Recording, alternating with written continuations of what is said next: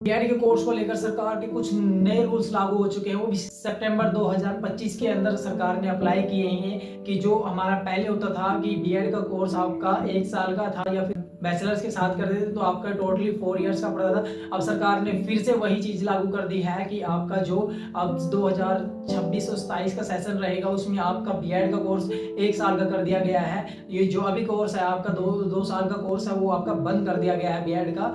और इसके साथ साथ सरकार के जो नए फैसले आए हैं एनसीटीई की तरफ से कि आपके कुछ न्यू रूल्स लागू कर दिए गए हैं। वो क्या है, बीएड और एमएड का जो कोर्स होता था वो 2 साल का रहता था, लेकिन सरकार ने अभी अप्लाई किया है कि बीएड और एमएड आपकी 1 साल की कर दी गई है।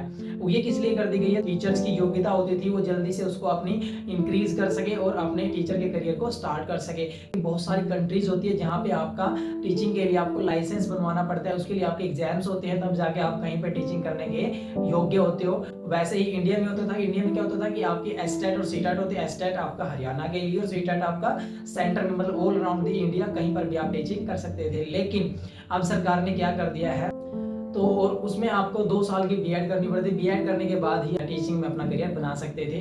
बट अब सरकार ने क्या कर दिया है कि बीएड और एमएड जो होती है, बैचलर ऑफ एजुकेशन और मास्टर ऑफ एजुकेशन, ये आपका फिर से 1 साल का कर दिया है और इसमें आपके बहुत सारे बेनिफिट रहेंगे। सरकार ने जीएसटी को खत्म कर दिया है कि जो भी एजुकेशन से रिलेटेड चीजें हैं वो आपके वहाँ पे 0% जीएसटी लगेगा। जीएसटी की फुल होती है गुड्स एंड सर्विस टैक्स। जिसने अब तक बीएड नहीं किया या जो अभी आपकी बैचलर खत्म करेंगे तो वो उनके लिए बेनिफिट रहेगा कि अब आपकी बीएड 1 साल की हो चुकी है। अगर आपने 12th की है तो आप सबसे अच्छा रहेगा कि आप इंटीग्रेटेड कोर्स कीजिए। इसमें आपकी बैचलर्स डिग्री और आप कोई भी हो सकती है, बैचलर ऑफ आर्ट या बैचलर ऑफ कॉमर्स या बैचलर ऑफ साइंस हो सकती है। और बट इसके साथ साथ अगर आप बीएड करते हैं तो उसमें भी आपका बेनिफिट रहेगा।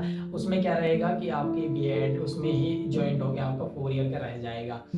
तो वैसे ही अगर आपकी मास्टर्स करनी है, आपको इसमें एमएड करनी है तो एमएड भी आपकी 1 साल कर देगी ये सरकार ने। इससे क्या होगा कि एजुकेशन आपकी बहुत ही ज़्यादा अच्छी रहेगी। और इसमें आपका अब एंट्रेंस एग्जाम भी सरकार ने लागू कर दिया है। आपका जो एंट्रेंस एग्जाम होता है कि अब बीएड करने के लिए, उसमें आपका कंपटीशन बढ़ जाएगा। और बीएड करने के लिए क्या करना पड़ेगा आपको, देखिए सबसे पहले तो आपको इसमें एक एंट्रेंस एग्जाम होता है वो आपको देना पड़ेगा। उसके बाद ग्रेजुएशन कीजिए। ग्रेजुएशन करने के बाद आप या तो बीएड कर सकते हैं। बीएड आपका हमने बता ही दिया कि आपका 1 साल हो गया है तो या आप बैचलर्स के बाद कर सकते हैं या फिर आपके बैचलर्स में इंक्लूड करके इंटीग्रेटेड कोर्स आप कर सकते हैं। आपकी जो बीएड की फीस रहती है गवर्नमेंट कॉलेज से अगर आप करते हैं इंडिया के अंदर तो वो आप 20,000 रुपये से लेकर 70,000 रुपये के बीच में रहेगी। अगर आप प्राइवेट कॉलेज से करते हैं तो 1 लाख रुपये से लेकर 3 लाख रुपये के बीच में रहती है। तो वो करने के बाद आपको एसटेट सीटेट का एग्जाम क्लियर करना पड़ेगा। उसके बाद एसटेट सीटेट आपका है, एसटेट हरियाणा के लिए, सीटेट आपका सेंटर के लिए। करियर अपॉर्चुनिटीज क्या क्या रहेगी इसमें, आप टीचर बन सकते हैं, आप एजुकेशनल एडमिनिस्ट्रेटर बन सकते हैं, आप एजुकेशन कंसल्टेंट या एजुकेशन काउंसलर बन सकते हैं और आप गवर्नमेंट जॉब की प्रिपरेशन कर सकते हैं। ये करने के बाद आप टीचिंग के लिए एलिजिबल हो जाओगे। आप वैकेंसीज देखिए, जब भी आपकी वैकेंसी निकलती है तो आप वहाँ पे अप्लाई करके ज्वाइनिंग कर सकते हैं।